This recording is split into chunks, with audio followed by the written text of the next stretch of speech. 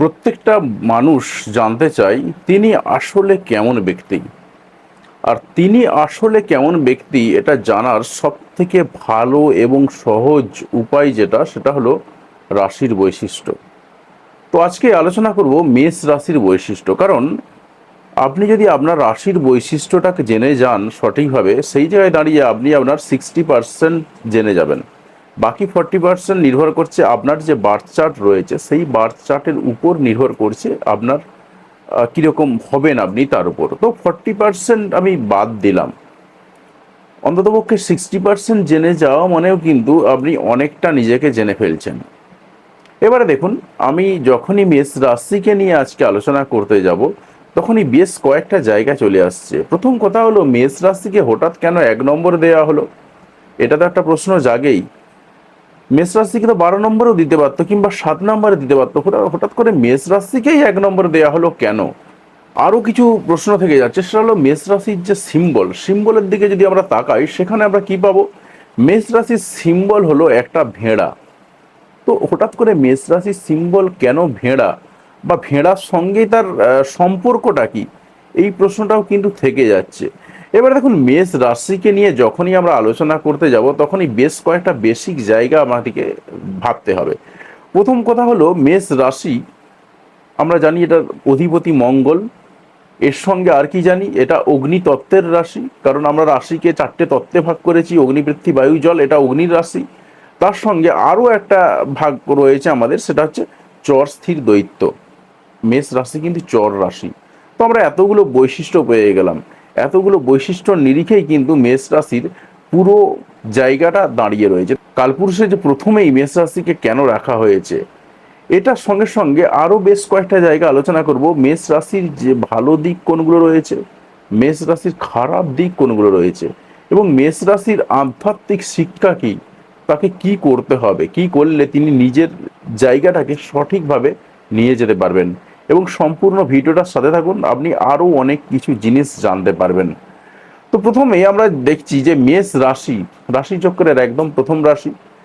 তো রাশিচক্রের প্রথম রাশি মানেই হলো কি, এটা সূচনা। অর্থাৎ মেষ রাশি মানে কোনো কিছুর সূচনা করতে এসে কিন্তু এগিয়ে আসে। তো সূচনা সূচনা মানে কি, তার মধ্যে একটা আত্মবিশ্বাস থাকবে। মেষ রাশির মানুষদের মধ্যে কিন্তু আত্মবিশ্বাস চরম পর্যায়ে। তার সঙ্গে সঙ্গে কি রয়েছে, সামনে এগিয়ে যাওয়ার যে মানসিকতা, সেটাও কিন্তু মেষ রাশির মধ্যে থাকে। এবার এখন মেষ রাশিকে প্রথম রাখা হয়েছে, এটার কারণটা কি? মেষ রাশি মঙ্গলের রাশি। মেষ রাশি মঙ্গলের রাশি হওয়ার জন্য প্রত্যেকটা জায়গাতেই কিন্তু তার স্বভাব কিছুটা মঙ্গলের আধিপত্য থাকবে। অর্থাৎ মঙ্গল মানেই যে সবসময় যুদ্ধ করতে এগিয়ে যাবো এমনটা নয়। মঙ্গল মানে কিন্তু সাহসিকতা। মঙ্গল মানে কিন্তু আমাদের এগিয়ে নিয়ে যেতে শেখায়। অর্থাৎ এই জায়গাগুলো কিন্তু মেষ রাশির মধ্যে পাওয়া যায়। এবারে প্রথমেই 1 নম্বরে রাখা হলো কেন? 1 নম্বরে রাখার পিছনে একটা প্রধান কারণ, দেখুন 1 নম্বর থেকে আমরা কি দেখি। 1 নম্বর হচ্ছে আমি। অর্থাৎ আমি কে, আমার নিজের বৈশিষ্ট্য, আমার নিজের চিন্তা ভাবনা, এই জায়গাটাই কিন্তু 1 নম্বর ঘর। আর মেষ রাশির মানুষরা কিন্তু সবসময় একটা চিন্তা ভাবনার মধ্যে থাকে, আমি কে। পুরো আলোচনাটা শুনলেই আপনি বুঝতে পারবেন যে আসলে মেষ রাশির মানুষদের মধ্যে কেন এই জায়গাগুলো আসছে। তাহলে মেষ রাশি কি ভাবেন, আমি কে, আমার অস্তিত্ব কি, আমার শরীর, আমার আত্মবিশ্বাস, আমার জীবনী শক্তি, আমার সিদ্ধান্ত গ্রহণের ক্ষমতা, এই যে জায়গাগুলো, এই জায়গাগুলো নিয়ে কিন্তু মেষ রাশি প্রচণ্ড বিচলিত থাকেন। এবং মেষ রাশিকে দেয়া হয়েছে এই কারণেই 1 নম্বর ঘর। অর্থাৎ আমি যদি না থাকি, তাহলে কিন্তু আমার কর্মজীবন নেই, আমার শিক্ষা দীক্ষা নেই, আমার বিবাহ নেই।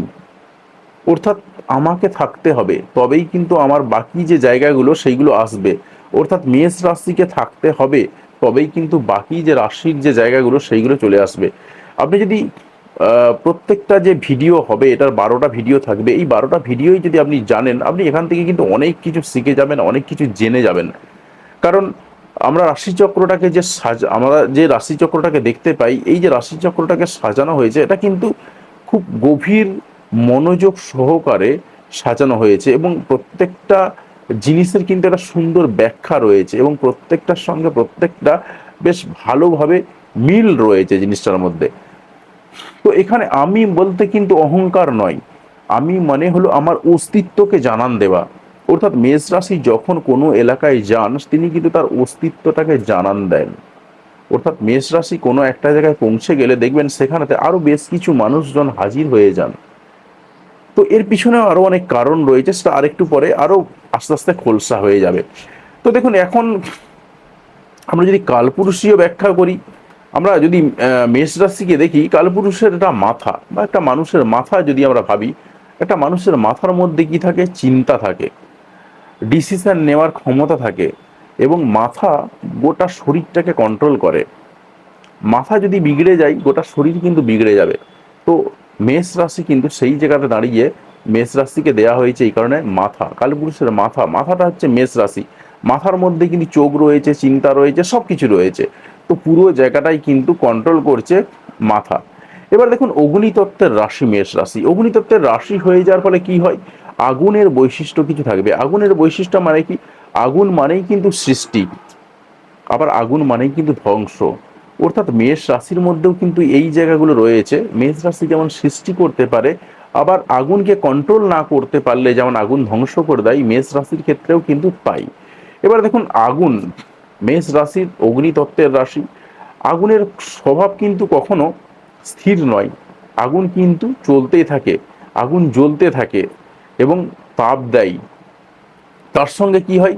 আগুন উপস্থিতির জানান দেয়, যেটা আগেই বলছিলাম যে মেষ রাশি কোথাও এসে হাজির হলে তিনি জানান দেন যে তিনি হাজির হয়েছেন। তো এই জায়গাগুলো কিন্তু কাজ করে। আগুন কি করে? আগুন জাগিয়ে তুলে, আগুন জাগিয়ে তোলে। তো মেষ রাশির ক্ষেত্রেও কিন্তু এটাই হয়, তারা কিন্তু মানুষকে জাগিয়ে তোলেন। অর্থাৎ কোনো একটা সিদ্ধান্ত নেওয়ার দিক থেকে হোক বা উদ্যমের দিক থেকে হোক, তিনি কিন্তু জাগিয়ে তোলেন। একটা যজ্ঞ শুরু করতে গেলেও কিন্তু আগুন লাগে, একটা ইঞ্জিন চালু করতে গেলেও কিন্তু শক্তির প্রয়োজন হয়। এই সমস্ত কিছুই কিন্তু মেষ রাশির প্রতীক, অর্থাৎ তিনি শুরু করতে জানেন। এবার দেখুন, এখান থেকে আমরা বেশ কয়েকটা জায়গা পেয়ে যাচ্ছি। কিরকম পেয়ে যাচ্ছি? মেষ রাশির মানুষরা কি হয় তাহলে? উদ্যোগী হয়, কর্মঠ হন, সাহসী হন, প্রচন্ড আত্মবিশ্বাসী হন, এবং তার সঙ্গে সঙ্গে ঝুঁকি নেওয়ার জন্য তিনি প্রস্তুত থাকেন। কিন্তু আগুনের যেমন উপকারিতা রয়েছে, আবার আগুন যদি ভয়ঙ্করভাবে ছড়িয়ে যায় সেই জায়গায় দাঁড়িয়ে কিন্তু আবার আগুনের কিন্তু কিছু ভয়ঙ্কর দিকও রয়েছে। তো এই ভয়ঙ্কর দিকগুলো আসলে কি? দেখুন, আগুনের ক্ষতিকর দিক তো আমরা সবাই জানি। তো ঠিক একই রকম ভাবে মেষ রাশির ক্ষেত্রে এই আগুনের ক্ষতিকর জায়গাগুলো থেকেই বেশ কিছু জায়গা চলে আসছে, অর্থাৎ খারাপ দিক। কিরকম? তাদের মধ্যে অধৈর্য ব্যাপারটা কিন্তু প্রচন্ডভাবে কাজ করে। অর্থাৎ মেষ রাশির মানুষরা কিন্তু খুব একটা ধৈর্য ধরতে পারেন না, অধৈর্য হয়ে পড়েন, বেশি তাড়াহুড়ো করে ফেলেন সব কিছুতেই, হঠাৎ করতে রেগে যান, এবং দ্রুত সিদ্ধান্ত নেওয়ার কিন্তু একটা প্রবণতা এদের মধ্যে লক্ষ্য করা যায়।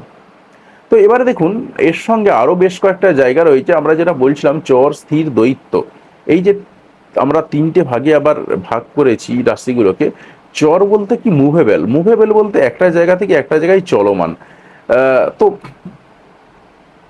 স্থির মানে হলো সেটা ফিক্সড, আর দৈত্য মানে যার মধ্যে ডুয়েল স্বভাবটা থাকবে।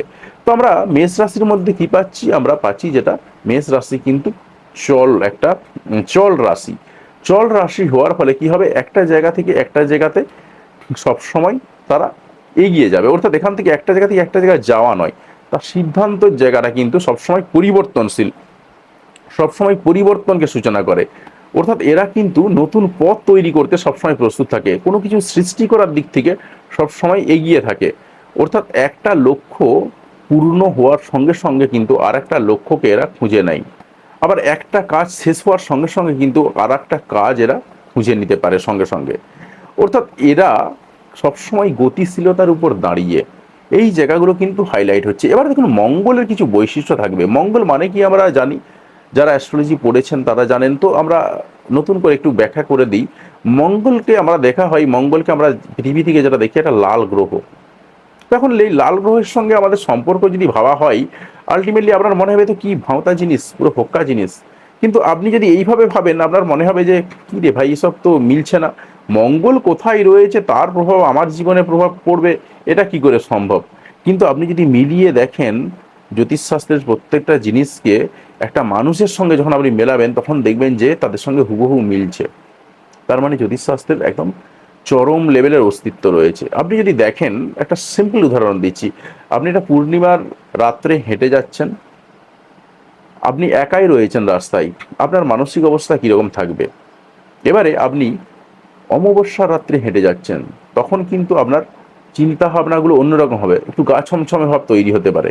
এবার ধরে নিলাম আপনি সাহসী, আপনার মধ্যে কোনো রকম গা ছমছমে ভাব নেই, কিছু নেই। মনে করুন গরম একটা এরিয়া, তার মধ্যে দিয়ে পটকটে রোদের মধ্যে দিয়ে আপনি হেঁটে যাচ্ছেন, আপনার মধ্যে একরকম মানসিক অবস্থা তৈরি হবে। আবার মেঘলা আবহাওয়া রয়েছে, সুন্দর একটা ওয়েদার রয়েছে, সুন্দর বাতাস দিচ্ছে, গরম নেই অতটা, গায়ে রোদ পড়ছে না, সেই অবস্থায় আপনি হেঁটে যাচ্ছেন, তার অবস্থা আলাদা হবে। অর্থাৎ আমরা পৃথিবী থেকে যেগুলো খুব কাছাকাছি রয়েছে, চন্দ্র এবং সূর্য, এদের অস্তিত্ব থেকে যদি আমরা আমাদের এই রকম মেন্টালিটি চেঞ্জ হয়ে যায়, তো স্বাভাবিকভাবেই আজ এখান থেকে দাঁড়িয়েও এখান থেকে অনেক দূরে কিন্তু বৃহস্পতি রয়েছে, শনি রয়েছে, মঙ্গল রয়েছে, তো তাদেরও কিন্তু প্রভাব আমাদের জীবনে পড়ে। এবারে মঙ্গল মানে কি, আমরা দেখতে পাই লাল গ্রহ। এখন এই লাল গ্রহের যে কতগুলো বৈশিষ্ট্য রয়েছে, কীরকম? মঙ্গল মানেই কিন্তু সবসময় যুদ্ধ করা নয়, চ্যালেঞ্জ নিতে শেখা। অর্থাৎ মঙ্গল আমাদেরকে শেখায় চ্যালেঞ্জ নেওয়ার ক্ষমতা। মেষ রাশির মধ্যে কিন্তু যেটা থাকে, চ্যালেঞ্জ নেওয়ার একটা ক্ষমতা থাকে, অন্যায়ের বিরুদ্ধে রুখে দাঁড়ানোর ক্ষমতা থাকে, তার সঙ্গে নিজের অধিকার প্রতিষ্ঠা করার একটা প্রবল চেষ্টা এদের মধ্যে কিন্তু থাকে। মঙ্গল কিন্তু আমাদেরকে অপেক্ষা করতে শেখায় না, মঙ্গল একটু তাড়াহুড়ো করে ফেলে। তো প্রথমেই আমরা যে বলছিলাম এই কথাগুলো, মেষ রাশির মধ্যেও কিন্তু এই সমস্ত রাশির বৈশিষ্ট্য রয়েছে, এবং অগ্নিতত্ত্বের রাশি হওয়ার কারণে এবং মঙ্গলের লর্ড হওয়ার কারণে মঙ্গলের যাবতীয় বৈশিষ্ট্য মেষ রাশির মধ্যে কিন্তু চরম পর্যায়ে থাকে বৃশ্চিক রাশির তুলনায়। এবারে সব থেকে ইন্টারেস্টিং পয়েন্ট একটা হচ্ছে, হঠাৎ করে ভেড়ার সিম্বল কেন মেষ রাশির জন্য রাখা হলো? তো ভেড়া কেন? দেখুন, ভেড়ার সিম্বল হওয়ার পিছনে একটা কারণ রয়েছে। আমরা যদি মেষ রাশিকে না দেখে একটা ভেড়ার সঙ্গে, ভেড়ার দিকে তাকাই, এখানে ভেড়া বলতে কিন্তু একটা পাহাড়ি ভেড়াকে বলা হয়েছে। পাহাড়ি ভেড়া কি করে, যখন পাহাড়ির উপর দিয়ে হেঁটে যায়, একটা পাথর থেকে আরেকটা পাথরে যাওয়ার সময় সে কিন্তু প্রত্যেকটা মেজারমেন্ট লক্ষ্য করে করে এগিয়ে যায়, এবং এই সময় সে কিন্তু কোনো দিকে তাকায় না, কারো কথা শোনে না, এবং পিছন ফিরেও তাকায় না। ঠিক মেষ রাশির মানুষদের দিকেও যদি আপনি তাকান, মেষ রাশির মানুষ যারা রয়েছেন, তারা কিন্তু যখন রাস্তা দিয়ে হেঁটে যান, একভাবে হেঁটে যান, তারা কোনো দিকে তাকান না, কে কি বলছে সেটার দিকেও কর্ণপাত করেন না, এবং পিছন ফিরে তাকান না। অর্থাৎ একটা ভেড়া কি করে, নিজের লক্ষ্যের দিকে এগিয়ে যায়। এবং মেষ রাশির মধ্যেও ঠিক একই জিনিস থাকে, এরা কিন্তু নিজের লক্ষ্যকে স্থির রেখে এগিয়ে যায়, এরা কিন্তু পিছন ফিরে তাকায় না। অর্থাৎ এখান থেকে আমরা অনেকগুলো জিনিস পাচ্ছি। কীরকম? এদের মধ্যে কিন্তু আত্মবিশ্বাস সেই চরম পর্যায়ে, অর্থাৎ যেগুলো আমরা প্রথমেই লক্ষ্য করছিলাম, এদের মধ্যে একাগ্রতা কিন্তু চরম পর্যায়ে থাকে, এবং এরা নিজেরাই সিদ্ধান্ত নিয়ে এগিয়ে যান। অর্থাৎ অন্যের সিদ্ধান্ত দ্বারা এরা কিন্তু প্রভাবিত হন না। এবং এর ফলে কি হয়, আমরা একটা জিনিস দেখি, এদের মধ্যে কিন্তু জেদ বেশি বেশি করে পরিলক্ষিত হয়, মধ্যে একটা লক্ষ্যভেদী মানসিকতা তৈরি হয়, অর্থাৎ একটা লক্ষ্যকে নিয়ে তারা কিন্তু এগিয়ে চলে। এবার দেখুন, আপনি যখন দেখবেন মেষ রাশির ক্ষেত্রে যেটা ঘটে, দেখুন একটা যখন ভেড়া এগিয়ে যায় রাস্তা দিয়ে, তখন একটা ভেড়া পিছনে কিন্তু অনেক ভেড়া থাকে, অর্থাৎ একটা দল থাকে। ঠিক মেষ রাশির মানুষদের ক্ষেত্রেও কিন্তু এই জিনিসটা লক্ষ্য করা যায়, তারা যেখানে যায় সেখানে সে কিন্তু একা যায় না, সেখানে তার একটা দল অটোমেটিক্যালি বাই ডিফল্ট তৈরি হয়ে যায়। সেটা যে কোনো ফিল্ডে হোক না কেন, সে কিন্তু একটা অটোমেটিক দল পেয়ে যায়। তো এটা কিন্তু মেষ রাশির মধ্যে একটা বিরাট বড় বৈশিষ্ট্য কাজ করে। তবে এদের মধ্যে তাহলে আমরা আর একটা জিনিস কি লক্ষ্য করলাম, এদের মধ্যে কিন্তু নেতৃত্ব দেওয়ার ক্ষমতা ভালো মতন থাকে, আর এরা একা ডিসিশন নিতে ভীষণ পছন্দ করে। অন্যরা যেখানে দ্বিধায় থাকে, দ্বিধাদ্বন্দ্বের সঙ্গে থাকে, সেই জায়গাতে দাঁড়িয়ে কিন্তু মেষ রাশির লোকজনরা একাই এগিয়ে চলতে পারে। তাহলে মেষ রাশির ইতিবাচক বৈশিষ্ট্য কি রয়েছে? ইতিবাচক বৈশিষ্ট্য কিন্তু আমরা অনেকগুলো পাচ্ছি। প্রথম কথা পাচ্ছি, তারা সাহসী হয়, এরা আত্মবিশ্বাসী হয়, এরা কর্মঠ হয়, এরা সৎ হয়, এরা স্পষ্টবাসী হয়, এরা নেতৃত্ব দিতে পারে, চ্যালেঞ্জ গ্রহণ করতে পারে, এরা দ্রুত সিদ্ধান্ত নিতে পারে, এবং নতুন কাজ শুরু করতে ভীষণভাবে দক্ষ, কিন্তু এদের মধ্যে কতকগুলো আবার দুর্বলতাও রয়েছে এবং এরা স্পষ্টভাষীও হয়। দুর্বলতা কীরকম?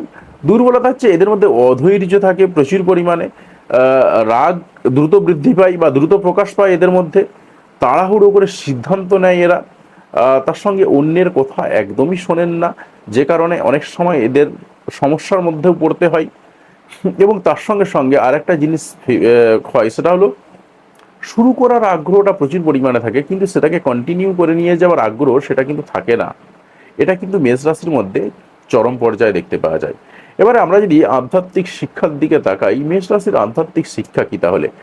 আমরা উপরের জায়গাগুলোকে পেয়ে গেলাম, ভালো দিক পেলাম, মন্দ দিক পেলাম। এখন আমাদের মানুষের জীবনের চ্যালেঞ্জ যেটা হচ্ছে সেটা হচ্ছে ব্যালেন্স করা, অর্থাৎ আমাদেরকে ব্যালেন্স করতে হবে। কিরকম? তাহলে আমাদেরকে যেটা করতে হবে, মেষ রাশির আধ্যাত্মিক শিক্ষা এটাই যে আপনি শুরু করছেন করুন, কিন্তু সেটাকে চেষ্টা করুন কন্টিনিউ করে নিয়ে যাওয়ার। আপনার মধ্যে এই যে ধৈর্য কমে যাওয়া, সেই ধৈর্য কমে যাওয়ার জায়গাটাকে একটু ধৈর্য নিতে শিখুন। তার সঙ্গে আত্মনিয়ন্ত্রণ করতে হবে। হঠাৎ করে রেগে যাওয়ার যে জায়গাটা, সেই জায়গাকে নিজেকে নিয়ন্ত্রণ করতে হবে। আগুনকে যদি নিয়ন্ত্রণ করা যায় তবেই কিন্তু সে আলো দেয়। তাই আপনি যদি নিয়ন্ত্রণ করতে পারেন নিজেকে, আপনি কিন্তু অনেক আলো দিতে পারবেন। এই একটা জায়গা কিন্তু আপনার মধ্যে কাজ করে। তাই একজন প্রকৃত মেষ রাশির মানুষকে একটা জায়গা ফোকাস করতে হবে, কতটা সুশৃঙ্খলভাবে আপনি আপনার নিজের লাইফটাকে পরিচালনা করছেন। তো শেষ কথা একটাই বলবো যে মেষ রাশির মানুষের মধ্যে সাহসটা চরম পর্যায়ে থাকে, জেদটাও কিন্তু চরম পর্যায়ে থাকে। আপনি সাহসী, এটা ভালো জিনিস, কিন্তু এই জেদ যে জায়গাটা, সেই জায়গাটা কিন্তু আপনাকে একটু নিজেকে ম্যানেজ করতে হবে। মেষ রাশি মানেই কিন্তু একদম তার প্রথম পদক্ষেপ, অর্থাৎ তার শুরু। মেষ রাশির মানুষজনরাও কিন্তু লক্ষ্যে অবিচল থাকে, এটা কিন্তু তাদের একটা বিরাট বড় প্লাস পয়েন্ট। আর এই প্রতীকী যে সিম্বল, এই সিম্বলটাই কিন্তু তাদের জীবনের অনেক কিছু কথা বলে দেয়। তো ভিডিওটা কেমন লাগলো অবশ্যই কমেন্ট করে জানাবেন। আর তার সঙ্গে আরেকটা কথা বলি, অনেকেই আছেন যারা অ্যাস্ট্রোলজি শিখতে চাইছেন। তো অ্যাস্ট্রোলজি যদি শিখতে চান আপনি, যাদের ইন্টারেস্ট রয়েছে, তারা কিন্তু আমার সঙ্গে কন্ট্যাক্ট করতে পারেন। এবারে আমার কাছে শিখতে এলে আপনি কী কী শিখবেন দেখুন, সংক্ষেপে বলে দিই, যোগাযোগ করলে আমি আরও ডিটেলসে বলে দেবো। সংক্ষেপে হচ্ছে যেটা মেন ফোকাস হচ্ছে কেপি অ্যাস্ট্রোলজি বা কৃষ্ণমূর্তিজির পদ্ধতিতে অ্যাস্ট্রোলজি যেটা রয়েছে, যেটা থেকে মেন ভালো প্রেডিকশান করা যায় ইন্ডিভিজুয়াল প্রেডিকশানের জন্য, সেটা শিখবেন। বৈদিক অ্যাস্ট্রোলজি শিখবেন, তবে বৈদিক অ্যাস্ট্রোলজির যে হাজার হাজার লক্ষ লক্ষ সূত্র রয়েছে, পরাশ্বরীয় যে সমস্ত সূত্র রয়েছে, আমি সেই সমস্ত সূত্র মুখস্থ করাবো না। আমি জ্যোতিষীটাকে শেখাবো একদম জ্যামিতির স্টাইলে। আপনি যদি মনে করে দেখেন, ক্লাস 9-10-তে আমাদের কিন্তু কিছু এক্সট্রা উপপাদ্য প্রমাণ করতে হতো। তো এই এক্সট্রা উপপাদ্য কিন্তু একটা ক্লাসের 5 থেকে 10%, তাও 10% আমি অনেক বেশি বলে ফেলছি, মানুষজন বা ছাত্রছাত্রী, অবশ্যই স্কুল ভেদে এটা ডিপেন্ড করতো, তো তারা প্রমাণ করতে পারতো, বাকিরা কিন্তু পারতো না। তো এখন এই এক্সট্রা উপপাদ্য প্রমাণ করতে জানার যে টেকনিক, সেইভাবেই কিন্তু আপনাকে জ্যোতিষী শেখানো হবে আমার কাছে যদি আপনি শিখতে আসেন। অর্থাৎ আমি কিন্তু শেখাবো একদম ম্যাথামেটিক্যালি এবং জ্যামিতি স্টাইলে জ্যোতিষটাকে শেখাবো। আপনি যদি আমার ভিডিওগুলো দেখেন, সেই জায়গাতে কিন্তু আপনি দেখতে পাবেন এখানে কোনো রকম কুসংস্কার, অন্ধবিশ্বাস এইসবের উপর বেস করে একদমই কিন্তু আমি জ্যোতিষী শেখাবো না। তারপর আসছে পামিস্ট্রি। পামিস্ট্রি যে আপনাকে একদম হুবহু বিশাল শিখিয়ে দেবো এমনটা কিন্তু নয়। আপনার হাত দেখতে যতটা লাগবে, অর্থাৎ একটা মানুষকে বুঝতে গেলে যতটা লাগে হাত দেখা, ততটাই। কারণ পামিস্ট্রির উপরে কিন্তু আমি অতটা গুরুত্ব দিই না। পামিস্ট্রি শেখানো হবে, তারপর শেখানো হবে বাস্তু, শেখানো হবে নিউমেরোলজি, এতগুলো জিনিস শেখানো হবে। এছাড়াও আপনাকে আরও বেশ কয়েকটা জায়গা শেখানো হবে। আপনি তো শিখে ফেললেন, শেখার পরতে এইগুলোকে কাজে লাগাবেন কি করে, তার টেকনিক, অর্থাৎ আপনাকে কি করে আপনি সোশ্যাল মিডিয়াতে নিজেকে তুলে ধরবেন, নিজেকে কিভাবে ক্যামেরার সামনে কথা বলবেন, কিভাবে আপনি সেটিংস করবেন সমস্ত কিছু, ইউটিউবের কি পলিসি রয়েছে, কি গাইডলাইন রয়েছে, ফেসবুকের কি পলিসি রয়েছে, কি গাইডলাইন রয়েছে, কিভাবে আপনি একটা ফেসবুকের পেজ পরিচালনা করবেন, কিভাবে আপনি একটা ইউটিউবের চ্যানেল পরিচালনা করবেন, কিভাবে একটা চ্যানেল খুলবেন এবং সেই চ্যানেলটাকে দ্রুততার সঙ্গে কি করে গ্রোথে নিয়ে যাবেন, সেই সমস্ত টেকনিক শেখানো হবে। তার সঙ্গে সঙ্গে আপনি কি করে ভিডিও এডিটিং করবেন, কি করে থাম্বনেল বা ব্যানার এই সমস্ত জিনিসপত্র বানাবেন, কি করে লোগো বানাবেন, এই সমস্ত জিনিসগুলো শেখানো হবে। তো প্রথমের দিকেই তো আর আপনি লোকজন রেখে দিয়ে কাজ করবেন না, যে কারণে কিন্তু এগুলো শেখা দরকার এবং ভবিষ্যতের জন্য আপনার কিন্তু শেখা দরকার। তার সঙ্গে সঙ্গে আপনি শিখবেন, এখন দেখবেন অনেক ধরনের প্ল্যাটফর্ম হয়েছে, যে প্ল্যাটফর্মগুলোতে কিন্তু বসে অনেক আয় করা যায় বা ইনকাম করা যায়। সেই সমস্ত প্ল্যাটফর্মগুলোতে আপনি কী করে কাজ করবেন, সেই সমস্ত জিনিসপত্রগুলো কিন্তু আপনাকে শেখানো হবে। কিভাবে অ্যাপ্লাই করবেন, তাদের কি পলিসি রয়েছে, তাদের কি লিমিটেশন রয়েছে, সমস্ত কিছু শেখানো হবে এখানেতে। এবং তার সঙ্গে আরেকটা জিনিস শেখানো হবে, এই যে আপনি ভিডিও বানাবেন বললাম, গোচর ফল কি করে বানাবেন, কি করে প্রত্যেক দিনের রাশিফল বানাবেন কিভাবে, এবং সেগুলো প্রত্যেকটা আপনাকে হাতে নাতে শেখানো হবে। কিভাবে আপনি দৈনিক রাশিফল, মাসিক রাশিফল এবং বাৎসরিক রাশিফল বানাবেন, এই সমস্ত জায়গাগুলো কিন্তু আপনাকে শেখানো হবে। আর কেপি অ্যাস্ট্রোলজি যা রয়েছে আপনাকে যতটা লাগে পুরোটাই, এ তো শেষ নেই, আনলিমিটেড জিনিসপত্র রয়েছে, আপনাকে শিখিয়ে দেওয়া হবে। অর্থাৎ একটা মানুষের কুণ্ডলিকে পুঙ্খানুপুঙ্খভাবে বিচার করতে গেলে যা যা লাগে আপনি সব কিছু শিখে যাবেন আমার কাছে। এবারে কোর্সের ব্যাপারটা কি রয়েছে, কোর্স দেখুন 3 রকম রাখা হয়েছে, একটা 6 মাসের কোর্স, একটা 9 মাসের কোর্স, একটা 18 মাসের কোর্স। এবারে যেটা 18 মাসের কোর্স রয়েছে সেটার অনলাইন এবং অফলাইন দুই ব্যবস্থায় রয়েছে। আর অফলাইনে যারা শিখতে চাইছেন, অফলাইনে ক্লাস হবে হাওড়া ময়দানে। তো শীঘ্রই যোগাযোগ করতে পারেন, তাহলেই কিন্তু পুরো ব্যাপারটা একদম ক্লিয়ার হয়ে যাবে। তবে আমার কাছে শিখতে গেলে একটা লিমিটেশন রয়েছে। কীরকম লিমিটেশন? অবশ্যই কিন্তু আপনাকে উচ্চ মাধ্যমিক পাস হতে হবে, কারণ আমাদের যে সফটওয়্যারগুলো শেখানো হবে বা সফটওয়্যারে যা যাবতীয় রয়েছে সবটাই কিন্তু ইংলিশে লেখা রয়েছে। তাই এই জায়গাগুলো কিন্তু পড়তে জানতে হবে, বুঝতে জানতে হবে।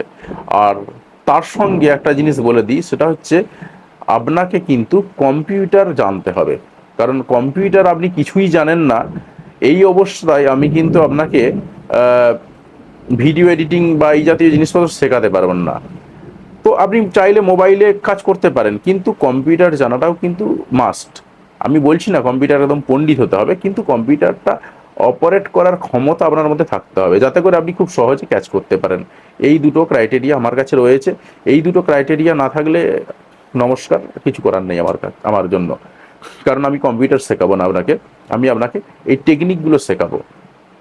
তো ধন্যবাদ ভিডিওটি দেখার জন্য। আর যদি আমার সঙ্গে যোগাযোগ করতে পারেন খুব দ্রুততার সঙ্গে নাম্বারে কন্ট্যাক্ট করুন, কারণ সামনের ব্যাচ খুব শীঘ্রই শুরু হচ্ছে।